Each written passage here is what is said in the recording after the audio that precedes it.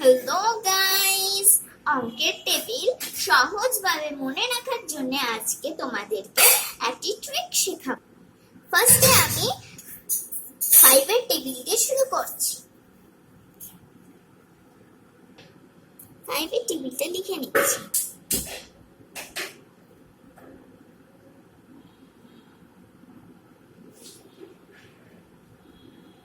এরকম ভাবে সবগুলো লিখে নিতে হবে।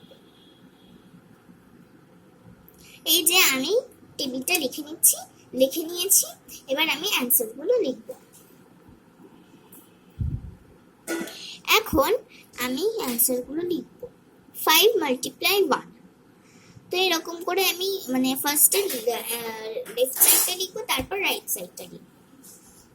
তো আমি এখানে 0 বসিয়ে দিলাম, তারপর 1 1 2 2 3 3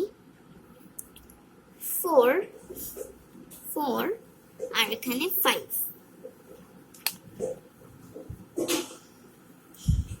এবার আমি রাইট সাইডটা করব।